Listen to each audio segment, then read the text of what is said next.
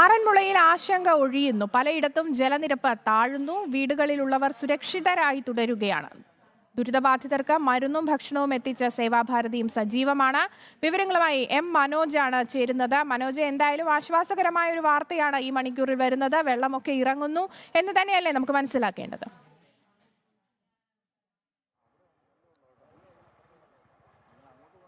ആര്യശ്രീ, മൂഴിയാർ ഡാമിൻ്റെ ഷട്ടർ അടച്ചതോടുകൂടി തന്നെ ഈ ആറന്മുളയിലേക്കുള്ള ഒഴുക്ക് കുറഞ്ഞിട്ടുണ്ടായിരുന്നു. കഴിഞ്ഞ ദിവസം രാത്രിയോടുകൂടി തന്നെ ജലനിരപ്പ് താഴ്ന്നു തുടങ്ങി. ഇന്നിപ്പോൾ ജലനിരപ്പ് താഴ്ന്ന് നിലവിലിപ്പോൾ ആശ്വാസകരമാണ് കാര്യങ്ങളെന്നാണ് നമുക്ക് മനസ്സിലാക്കാൻ സാധിക്കുന്നത്. അതായത് ഈ ഭാഗത്തേക്ക് കഴിഞ്ഞ ദിവസം വരാൻ പോലും പറ്റില്ലായിരുന്നു. എന്നാൽ ഇവിടേക്ക് ഇപ്പോൾ നടന്ന് എത്താൻ പറ്റുന്നുണ്ട്. ഈ മത്സ്യബന്ധന യാനങ്ങളിലൊക്കെ ചിലയിടങ്ങളിലേക്ക്, അതായത് പോകാൻ പറ്റാത്ത ഇടങ്ങളിലേക്ക് ആളുകളെ എത്തിക്കുന്നുണ്ട്. വീടുകളിലുള്ളവരൊക്കെ ഇപ്പോൾ സുരക്ഷിതരായി തുടരുകയാണ്. അതേസമയം തന്നെ ക്യാമ്പുകളിലും കുറേയധികം പേരുണ്ട്.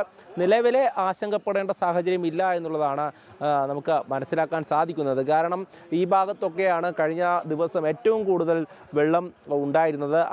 അതിൽ നിന്നും ഇപ്പോൾ വെള്ളം കുറഞ്ഞു വന്നിരിക്കുന്നു എന്ന് വേണം പറയാൻ. ചില ഭാഗങ്ങളിലൊക്കെ കഴിഞ്ഞ ദിവസം പോയ മത്സ്യബന്ധന ബോട്ടുകൾക്ക് ഇന്ന് പോകാൻ പറ്റാത്ത അവസ്ഥയാണ്. കാരണം ഈ വെള്ളം കുറഞ്ഞതുകൊണ്ട് തന്നെ അതിൻ്റെ ഈ ബോട്ടുകളുടെ അടിവശം തട്ടുന്ന ഒരു സാഹചര്യമുണ്ട്. അതുകൊണ്ട് തന്നെ പല ബോട്ടുകളും ഇപ്പോൾ ഒതുക്കി ഇട്ടിരിക്കുകയാണ്.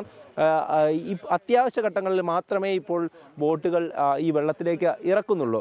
അതേസമയം തന്നെ നാട്ടുകാരെ സംബന്ധിച്ചിടത്തോളം കഴിഞ്ഞ ദിവസത്തെ പോലെ അത്ര ആശങ്കയില്ല എന്നുള്ളതാണ്. മഴ കനത്താൽ മാത്രമേ ഇനി ഉള്ള വിഷയങ്ങളൊക്കെ ഉണ്ടാവുകയുള്ളൂ. കഴിഞ്ഞ ദിവസം ഈ രാത്രിയിൽ മഴ പെയ്തിരുന്നുവെങ്കിലും രാവിലെ വെള്ളം ഇറങ്ങുന്ന ഒരു സാഹചര്യം, അതായത് മുൻപ് ഉള്ളതിനേക്കാളും വെള്ളം കുറച്ച് ഇറങ്ങി എന്നുള്ളതാണ് ആശ്വാസകരം.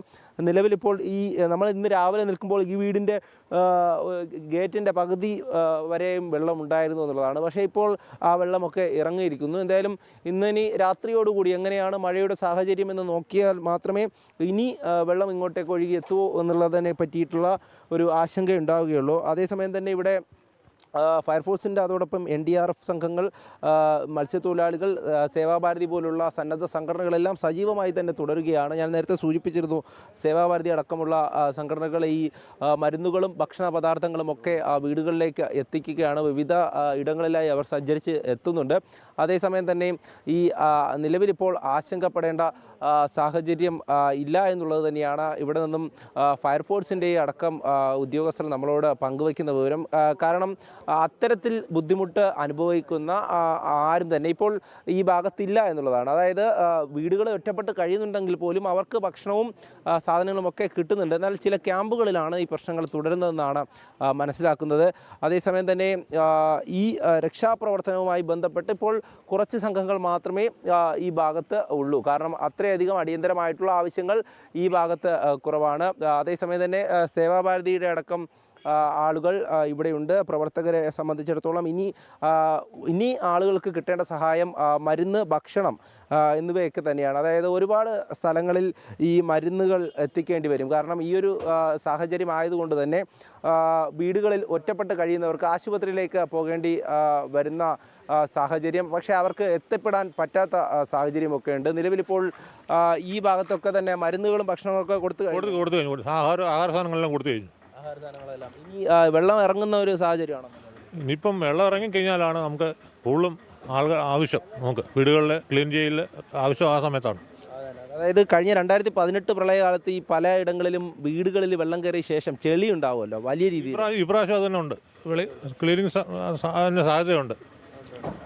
ഇനി അടുത്ത ഘട്ടം എന്ന് പറയുന്നത് ക്ലീനിങ് ആണല്ലേ? ക്ലീനിങ്ങുമായിട്ട് അടുത്ത ക്ലീനിങ് പറഞ്ഞാൽ ഇപ്പം ഇനി കിണറുകൾ, ഇപ്പോൾ അതാണ് ഇപ്പോൾ അത്യാവശ്യം കുടിവെള്ളത്തിനാണ്. ഇനിയിപ്പോൾ ചെന്ന് കഴിഞ്ഞാൽ കിണറുകളിൽ വെള്ളം കയറി ഇനിയിപ്പോൾ അതാണ് നമ്മൾ ഇനി ചെയ്യാൻ പോകുന്നത്. അടുത്ത ഇത് ചെയ്യുന്ന ജനങ്ങൾക്ക് വേണ്ടിയുള്ള കാര്യങ്ങൾ അതാണ് ഞങ്ങൾ ചെയ്യുന്നത്. ഇനിയിപ്പം എല്ലാവരും കൂടി ഇനിയിപ്പോൾ അതിൻ്റെ ലക്ഷ്യത്തിൽ നീങ്ങുകയാണ്. തീർച്ചയായും. അതോടൊപ്പം തന്നെ ഈ അത്യാവശ്യ ഘട്ടങ്ങളിലേക്കൊക്കെ നമ്മൾ അവിടേക്ക് എത്തിപ്പെടുന്നത് എങ്ങനെയാണ്? ചില വീടുകളിലേക്ക് നമ്മൾ ഇപ്പം ഫയർ ആൻഡ് റെസ്ക്യൂവിൻ്റെ സാർമാരുണ്ട് നമ്മുടെ കൂടെ. പിന്നെ നമ്മൾ ചെറു വള്ളങ്ങൾ കയറിപ്പോകുന്ന സ്ഥലങ്ങളാണെങ്കിൽ നമ്മളല്ലാണ്ട് പോയി അവരെ റെസ്ക്യൂ ചെയ്ത് അത് ആ സ്ഥലത്ത് എത്തിക്കുന്നുണ്ട്. NDRFൻ്റെ ഇത് ഡിങ്കി കാര്യങ്ങളൊക്കെ ഉണ്ടായിരുന്നു. പിന്നെ നമ്മുടെ കൊല്ലത്ത് നിന്ന് നമ്മുടെ ചേട്ടന്മാരുണ്ടായിരുന്നു കടലിൻ്റെ മക്കൾ. യെസ്, അത് തന്നെ.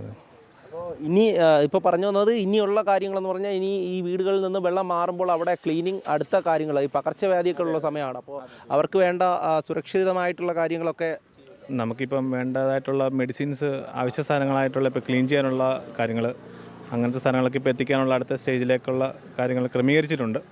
അപ്പോൾ വെള്ളം ഒന്ന് ഇറങ്ങി തുടങ്ങുന്നതിനനുസരിച്ച് നമ്മളതും അതുകൊണ്ട് രാവിലെ വന്നതിനേക്കാളും കുറച്ചുകൂടെ വെള്ളം ഇപ്പോൾ താഴ്ന്നിട്ട് ആശങ്ക ഒഴിഞ്ഞു എന്ന് തന്നെ പറയാം. അതെ അതെ അതെ അതെ ഇപ്പം നിലവിൽ വെള്ളം കുറഞ്ഞുകൊണ്ടിരിക്കുകയാണ്.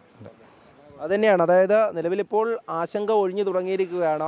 ഈ ഡാമിൻ്റെ ഷട്ടർ അടച്ചതോടുകൂടി തന്നെ അത്തരത്തിൽ വെള്ളം ഒഴുകിയെത്തുന്നു എന്നുള്ള ഒരു ആശങ്കയില്ല. പക്ഷേ മഴ കനക്കുകയാണെങ്കിൽ മാത്രമേ ഇനി ഈ സ്ഥിതിക്കൊരു മാറ്റം വരികയുള്ളൂ. അതേസമയം തന്നെ ഇനിയാണ് മറ്റ് ഏറെ കാര്യങ്ങളുണ്ട്. അതായത് ഓരോ വീടുകളിലും ഈ മഴ പെയ്ത് ഈ വെള്ളം നിറഞ്ഞതിന് ശേഷം ചെളിയും അതോടൊപ്പം തന്നെ ഇത്തരത്തിലുള്ള മാലിന്യങ്ങളടക്കം കുന്നുകൂടിയിരിക്കും. അതൊക്കെ ഇനി മാറ്റണം. അതിനൊക്കെ ഈ സന്നദ്ധ സംഘടനകൾ, അത് സേവാഭാരതി ആയിക്കോട്ടെ, അതോടൊപ്പം തന്നെ ഇവിടെയുള്ള മറ്റ് സന്നദ്ധ സംഘടനകളൊക്കെ ചേർന്നുകൊണ്ട് ഈ കാര്യങ്ങളൊക്കെ ചെയ്യും. 2018 നമ്മൾ കണ്ടതാണ്. നിരന്തരമായി ഈ പ്രവർത്തനത്തിൽ ഏർപ്പെട്ടിരുന്നവരാണ് അന്നത്തെ ഈ വാർഡ് മെമ്പർമാരടക്കം ഇവിടെ ഉണ്ട് എന്നുള്ളതാണ്. എന്തായാലും ഈ ഒരു വിഷയം എന്ന് പറയുന്നത് ഇത് 2018 ഉണ്ടായിട്ടുണ്ട്. അതിനുശേഷം ഇത്ര ഭീകരമാകുന്നത് ഈ സമയത്താണ്. അപ്പോൾ ആദ്യമായി ഈ ജനങ്ങൾ ഈ കാര്യം അറിയിക്കുമ്പോൾ എന്തായിരുന്നു? ഞാൻ വാർഡ് മെമ്പറാണ്, മല്ലപ്പശ്ശേരി 14-ാം വാർഡ്. പേര് ശ്രീരാജ്. പോലീസ് സ്റ്റേഷൻ്റെ ഓപ്പോസിറ്റാണ്. എൻ്റെ വീട് സഹിതം 1-ാം നില മൊത്തം മുങ്ങിയിരിക്കുകയാണ്. എന്നിട്ട് നമ്മൾ സജീവ പ്രവർത്തനമായിട്ട് തന്നെ വാർഡിലും ഇവിടെ ഫുള്ളും ഉണ്ട്. നമുക്ക് അപ്രതീക്ഷിതമായിട്ടാണ് ഇത്രയും വെള്ളം പെട്ടെന്ന് കയറിയത്. അപ്പോൾ നമുക്ക് പെട്ടെന്നുള്ള ഒരു മുന്നൊരുക്കങ്ങളൊന്നും ഇല്ല ഇതുണ്ടായിരുന്നു. പക്ഷെ നമ്മുടെ കിട്ടിയ സാഹചര്യത്തിൽ നമ്മൾ കുറേ പേരെയൊക്കെ മാറ്റി, അല്ലാത്തവരെ ഒരു അപകടം ഉണ്ടാവാത്ത രീതിയിൽ തന്നെ എല്ലാവരെയും കവർ ചെയ്ത് എല്ലാവരും സുരക്ഷിതമായ നിലയിൽ തന്നെയാണ് ഇപ്പോഴും നിൽക്കുന്നത്. തീർച്ചയായും ആ സാഹചര്യം തന്നെയാണ്. അതായത് ഇന്ന് ഞങ്ങൾ റെസ്ക്യൂവിന് പോയേക്കുവാണ്. ഒരു വീട്ടിൽ നിന്ന് പ്രായമുള്ള 2 പേരെ നമ്മൾ എടുത്തുകൊണ്ട് വന്നു. എന്നുവെച്ചാൽ അവർക്ക് അവിടെ നിൽക്കാൻ പറ്റത്തില്ല. 2-4 ദിവസത്തിൽ കൂടുതൽ അവർക്കൊന്നും നിൽക്കാൻ പാടാം. പിന്നെ ശുചീകരണത്തിൻ്റെ പ്രവർത്തനമാണ് ഇനി ഏറ്റവും നമുക്ക് ഇതായിട്ട് വരുന്നത്. എന്നുവെച്ചാൽ പഞ്ചായത്തിൻ്റെ മഴ ശുചീകരണത്തിൻ്റെ പ്രവർത്തനങ്ങൾ പകുതിയും തുടങ്ങിയില്ല. അതിൻ്റെ ഫണ്ട് പോലും ഇതുവരെ കിട്ടിയിട്ടില്ല. ഇതിൻ്റെ ബാക്കിയായിട്ട് വരുമ്പോൾ ഭയങ്കര ബുദ്ധിമുട്ടുകൾ വരും. ഇപ്പം തന്നെ ഈ രോഗങ്ങൾ, എലിപ്പനി പോലുള്ള ഇതിനകത്ത് ഗുളികകൾ നമ്മൾ മെഡിസിൻ പാസ് ചെയ്യുന്നുണ്ട്. അത് നമുക്ക് എല്ലാ ദിവസവും നമ്മുടെ ക്യാമ്പിൽ ഡോക്ടർ വരും. നല്ല രീതിയിൽ നടന്നു പോകുന്നൊരു ക്യാമ്പാണ് നമ്മുടെ ആറന്മുള സ്കൂളിൽ. ഒരു 300 പേരോളം ഉണ്ട് ക്യാമ്പിൽ. അതിലിപ്പം നമുക്കിപ്പം അതിഥി തൊഴിലാളികളൊരു അവരെ നമുക്ക് ഒരു വേറെ ക്യാമ്പിലേക്ക് മാറ്റാൻ നമ്മളിപ്പോൾ ഉദ്യോഗസ്ഥരെ ആവശ്യപ്പെട്ടേക്കുവാണ്. ഇത്രയും പേരെ ഉൾക്കൊണ്ട് പോകാൻ പറ്റാത്തൊരു ക്യാമ്പായിട്ട് നിൽക്കുവാണ് മല്ലപ്പശ്ശേരിയിൽ.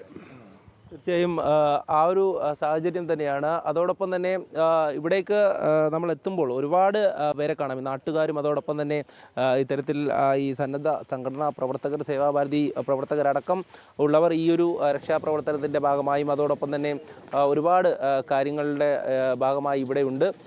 ഇനിയും ചെയ്യാനുള്ള കാര്യങ്ങൾ അതൊക്കെ തന്നെ അവർ പറയുന്നുണ്ട്. ഇനി ഏറെ കാര്യങ്ങൾ ചെയ്യാനുണ്ട്, ഇവിടെ അവസാനിക്കുന്നില്ല. പക്ഷേ വീടുകളിലേക്ക് വെള്ളം കയറുന്ന ഒരു സ്ഥിതി എന്ന് പറയുന്നത്, ഇപ്പോൾ ആ വെള്ളത്തിൻ്റെ അളവ് കുറയുന്നത് ഏറെ ആശ്വാസകരമാണ്. ജനങ്ങളെ സംബന്ധിച്ചിടത്തോളം അവർ സുരക്ഷിതരാണ്. ആറന്മുള ഈ ഭാഗത്തു നിന്ന് തന്നെ അത്തരത്തിലുള്ള കാര്യങ്ങൾ, അതായത് മറ്റ് അപകടകരമായിട്ടുള്ള കാര്യങ്ങൾ റിപ്പോർട്ട് ചെയ്തിട്ടില്ല എന്നുള്ളത് തന്നെയാണ് ആശ്വാസകരം. എന്തായാലും ഈ രക്ഷാപ്രവർത്തനത്തിൻ്റെ ഭാഗമായിട്ട് ഇവിടെ തുടക്കം മുതൽ തന്നെ ഉണ്ടായിരുന്നു. ഇന്നും നമ്മൾ ഒത്തിരി പേര് ഈ ഡയാലിസിസ് പേഷ്യൻ്റ് അങ്ങനെ സ്ട്രക്ചറെ കൊണ്ടുകൊണ്ട് വന്നിട്ടുണ്ട്. പിന്നെ അതുപോലെ തന്നെ കൊച്ചുകുട്ടികളെ ഫ്ലൂ അങ്ങനെയൊക്കെയുള്ള ഈ കാലാവസ്ഥയുടെ വ്യത്യാസം അനുസരിച്ച് വന്നിട്ടുള്ള അവരെയൊക്കെ തന്നെ നമ്മൾ ഹോസ്പിറ്റലിലാക്കിയിട്ടുണ്ട്.